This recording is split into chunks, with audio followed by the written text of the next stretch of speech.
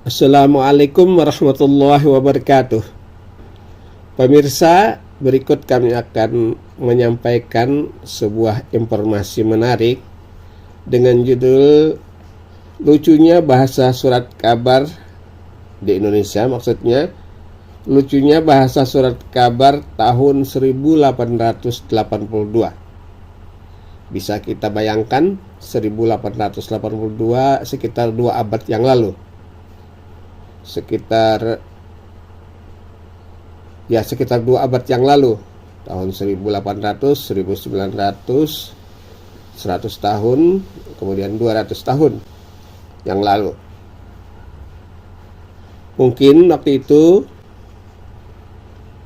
kita masih belum menggunakan secara resmi bahasa Indonesia, sehingga saya tidak bisa menyebutkan ini surat kabar ini berbahasa Indonesia atau bukan, karena secara resmi kita kan memproklamirkan bahasa Indonesia pada Sumpah Pemuda 1928 yang berjudul, maksud kami, yang berbunyi, pertama, kami putra dan putri Indonesia mengaku bertumpah darah yang satu tanah air Indonesia. Yang kedua, kami putra dan putri Indonesia mengaku berbangsa yang satu, bangsa Indonesia. Yang ketiga, kami putra dan putri Indonesia menjunjung bahasa persatuan bahasa Indonesia. Jadi memang bahasa persatuan, bahasa resmi kita diakui sejak 1928. Kurang tahu kalau sebelumnya. Tapi yang jelas di surat kabar ini yang terbit tahun 1882 ini sudah lumayan lah bisa dimengerti oleh generasi sekarang, walaupun lucu. Bahasa Indonesianya lucu, tapi mungkin para ahli sejarah ini menarik juga ini bahasa Indonesianya. Tampilan dari gambar video ini kami bagi dua, yaitu tampilan secara luas keseluruhan surat kabarnya, kemudian bagian-bagiannya juga kami tampilkan supaya kita bisa membaca isi atau konten surat kabar tersebut secara detail. Saat ini masih kami sebut sebagai bagian pertama. Surat kabarnya cukup banyak ini, kami dapatkan dari Museum Pers di Solo. Jadi nama surat kabarnya Cahaya India. Ada gambar-gambar apa ini? Bayi-bayi tidak pakai baju, sedang memajang sebuah foto. Ada gambar suasana Arab Timur Tengah ini. Mungkin ini terbitan Jumat atau apa ya, Kamis menuju Jumat. Ya, kita lihat satu persatu. Memang ini terbitan Kamis. Dia menyebut Kamis 6 Juli 1982. Kantornya di Semarang. Surat kabar jangankan tahun 1882, pada masa kami masih kecil juga, SMP, SLTA, masih barang elit dalam artian hanya orang-orang tertentu yang beli surat kabar atau langganan surat kabar. Sebelum waktu kami SD, SMP, surat kabar bekas juga lumayan untuk menambah pengetahuan, sehingga memang surat kabar bekas bisa masih dijual belikan, bukan untuk bungkus tapi untuk dibaca. Majalah bekas seperti yang sangat populer di Indonesia, adanya lokasi shopping di Jogja itu khusus menjual buku-buku bekas, tapi masih bagus. Tapi terakhir saya ke Jogja, kelihatannya shopping juga sudah tidak ada lagi, karena semuanya sudah tercover oleh internet. Jadi ini surat kabar tahun 1882, kantornya di Semarang. Sekarang kita geser. Ini kita ambil alinea pertama. Judulnya ini memang kelihatannya Kamis menuju Jumat, jadi untuk orang Islam nih. Imam nomor 1 dari masjid besar di Mekah, dan sudah pakai foto ini. Zaman itu jarang sekali surat kabar mampu membuat foto. Ini juga lukisan, ini bukan foto. Kita baca satu persatu untuk melihat betapa lucunya bahasa Indonesia pada saat itu. Memang sudah kelihatan itu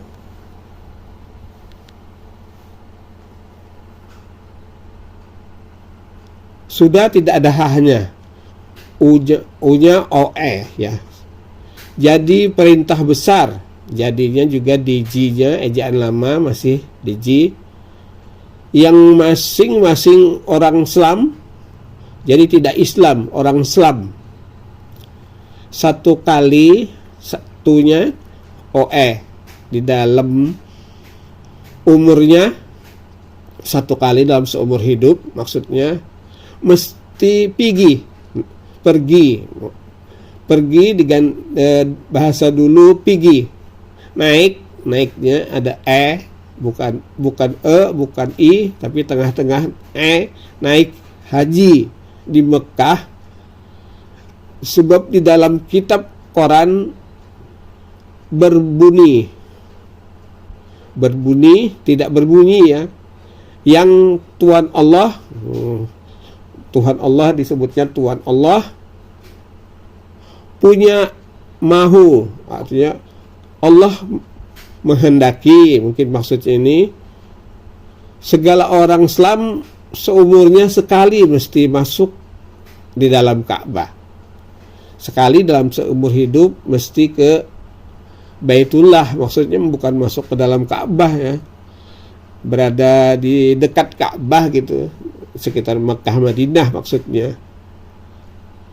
Lain dari itu, di dalam kitab Jarui Usahi, rupanya juga dulu ada kitab namanya Jarui Usahi, ada cerita begini bunyinya.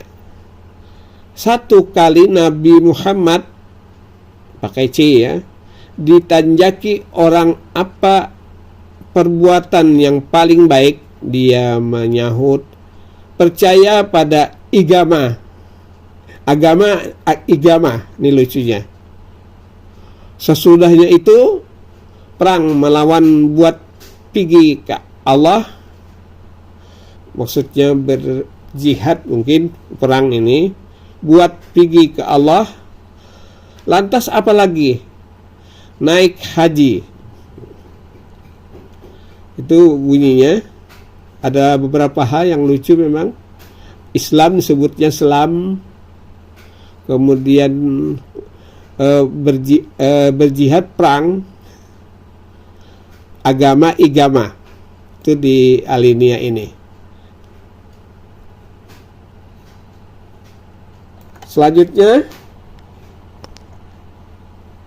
kita beralih ke, mohon maaf bergoyang.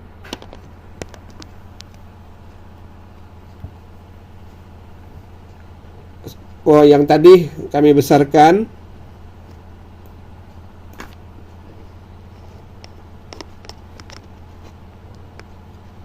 Sebentar ya.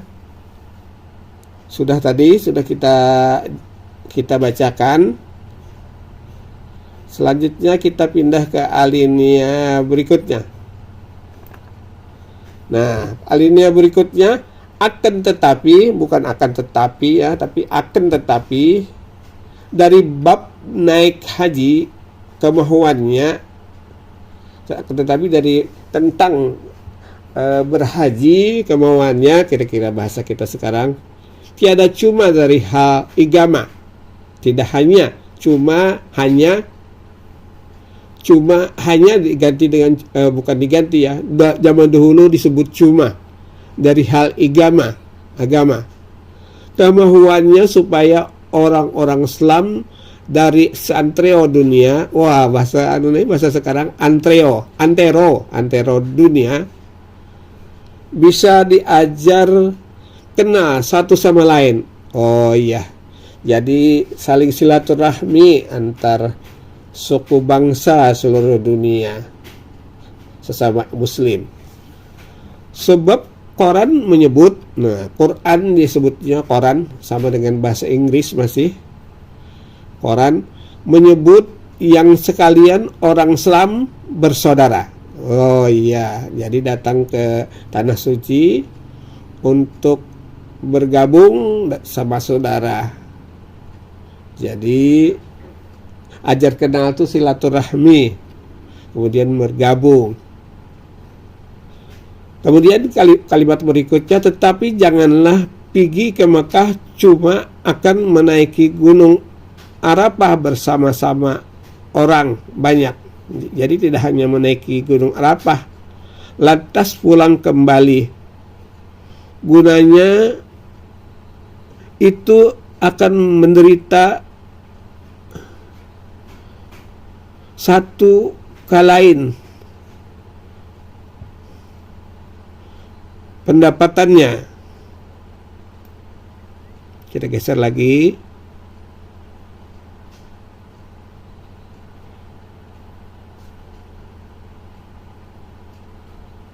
Jangan hanya menaiki gunung atas pulang, gunanya dia itu akan menderita satu kalain pendapatannya, dan supaya boleh tolong menolong dan juga boleh tambah pintar di atas hal agama.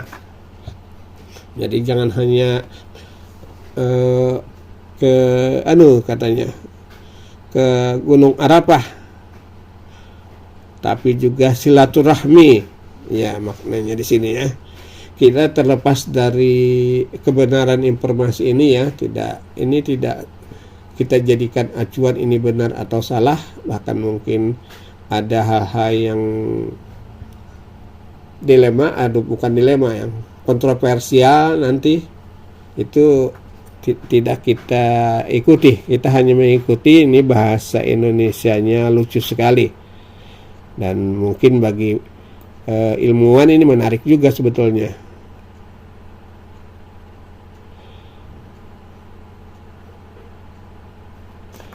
Ini berikutnya, memasuknya di Makkah jikalau tiada orang Islam tiada boleh. Orang bukan Islam tidak boleh masuk ke Mekah. Beberapa bangsa Eropa sudah coba ini lewat tahu rupanya di dalam dan lain daripada itu, tetapi percuma saja. Orang non Islam ke sana percuma saja, kata surat kabar ini ya.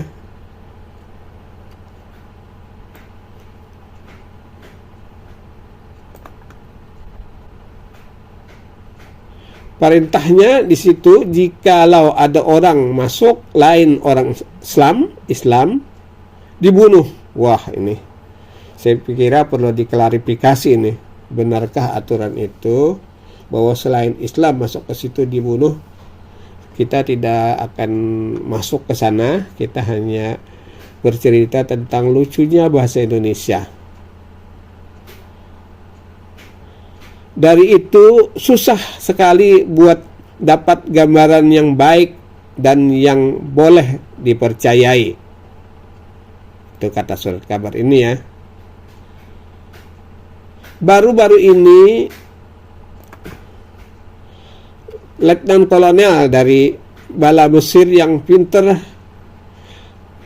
ambil turunan gambar fotografi, namanya Sadik Suda, ambil gambarannya daripada segala yang ada di Mekah. Wah, dulu sulit sekali menggambar, tapi ada katanya seorang letnan kolonel dari Mesir bisa dapatkan gambar. Kalau zaman sekarang ya mudah sekali ya. Di YouTube banyak sekali gambar Mekah Madinah. Segala yang ada Begitu juga dia ambil gambarnya kepala imam yang pegang kuasa di masjid besar.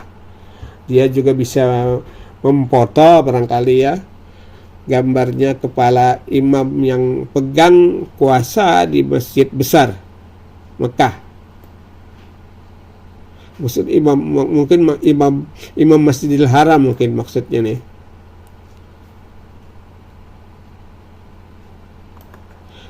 Lihatlah katanya, mungkin keterangan gambar tadi ya. Dia duduk di tengah dengan rambut dan brewoknya sudah kelihatan putih yang berdiri di belakangnya itu. Dan itu dia budak-budak betul orang Islam, dijaga juga, tetapi asa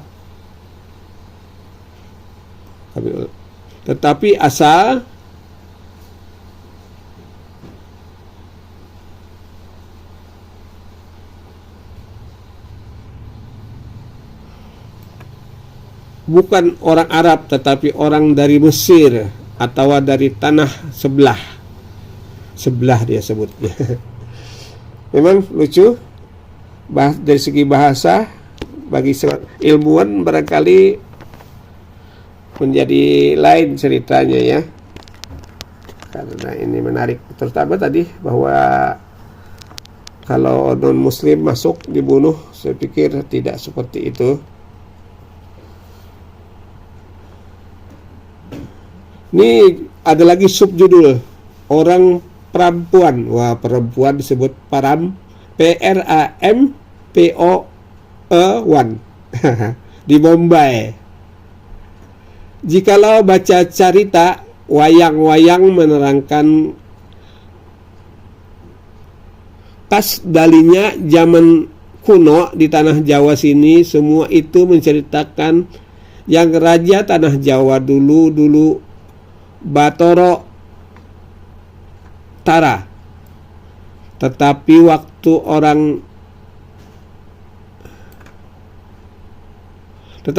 orang pandai carik, betulnya itu tidak terbaca lagi. Mohon maaf pemirsa, ini juga sudah bukan judul tentang itu tadi, tentang pergi ke Mekah haji tadi. Ini sudah ada judul lain ini.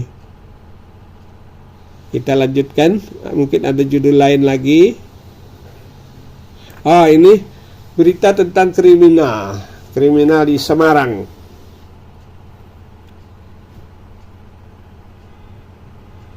Ini dihukum Karakal. Ini saya tidak ngerti Karakal ini.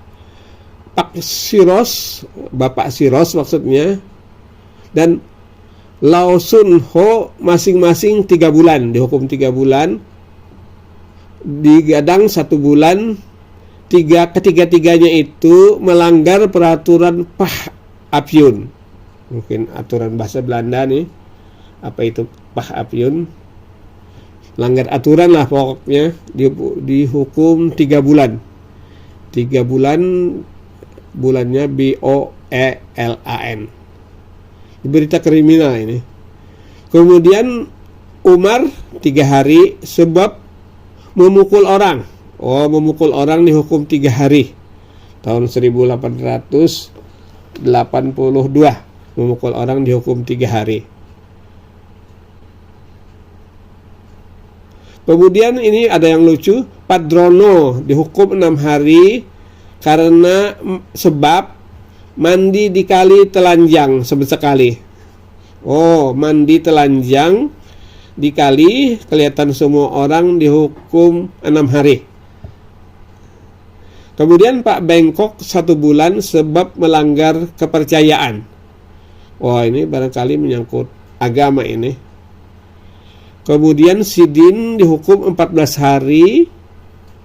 Itu sebab juga sebabnya sama, melanggar kepercayaan, langgar agama ini. Kemudian Kemkehjeh, mungkin orang keturunan ini, 1 bulan sebab melanggar peraturan Pah Apyun. Ini bahasa hukum zaman dulu. Kemudian parit dan sawidin masing-masing 14 hari sebab mencuri. Oh, jadi pencuri 14 hari dihukumnya. Mbok gowo dan samirah masing-masing di hari 6 hari sebab mencuri. Ini mencurinya 6 hari dihukumnya.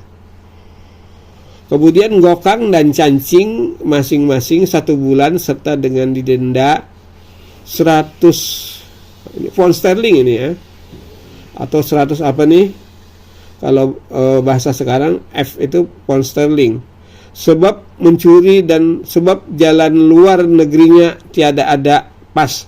Oh, pergi ke luar negeri tanpa paspor, lalu 1 bulan dihukum dan denda 100 pound sterling. Semoga benar apa yang saya katakan.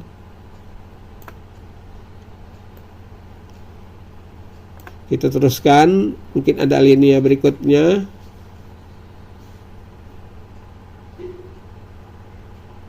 Kemudian juga wagimin 1 bulan sebab mencuri. Oh, 1 bulan dihukum karena mencuri. Kwek Hok dan O Jongjang, ini orang keturunan ini, 1 bulan sebab dari perkara Apyun. Wah, ini Apyun saya juga tidak sempat buka kamus bahasa Belanda ini atau bahasa kuno. Kamsidin 1 bulan sebab melanggar perjanjian, percayaan. Oh, ingkar janji barangkali ya. Kemudian landrat. Landrat ini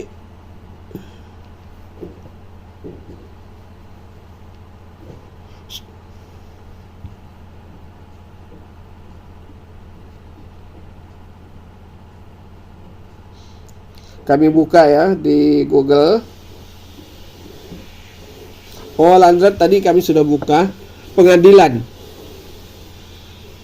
Jadi landrat ini pengadilan pada hari Selasa 4 Juli lalu tahun 1882 tentunya dihukum oleh landrat Mbok Urip di Keraka 6 bulan dan Mbok Melik di Keraka 2 tahun. 2 itu sebab melanggar kepercayaan. Mungkin tidak menepati janji atau mungkin saja seperti hutang, tidak bayar hutang atau apalah gitu ya. Pokoknya melanggar kepercayaan.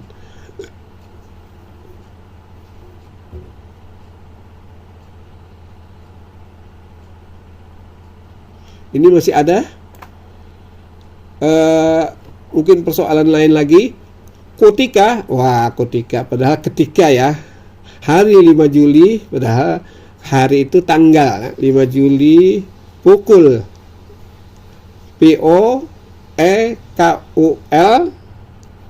4:30 4:30 ini pukul 4:30 sore ya, atau lebih tepatnya mungkin 16.30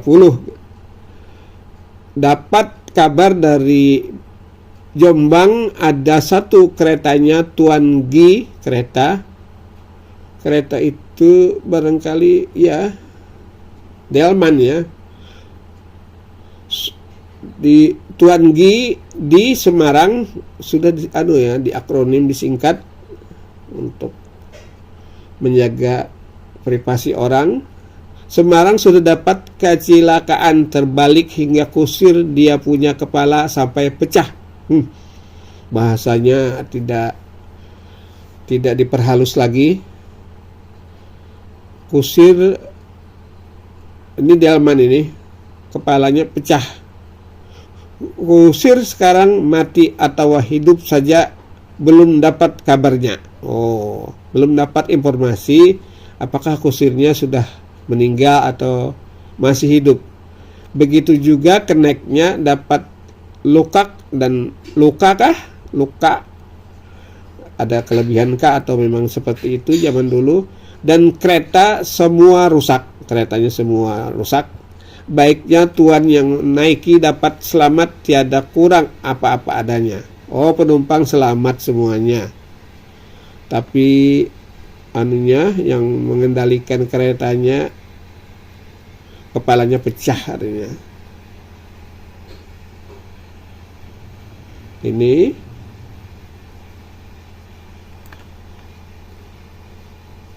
sampai di sini dulu pemirsa. Kami menginformasikan, kami sebut dengan judul lucunya bahasa surat kabar tahun 1882 bagian 1 ini. Nanti kita lanjutkan lagi bagian 2-nya. Assalamualaikum warahmatullahi wabarakatuh.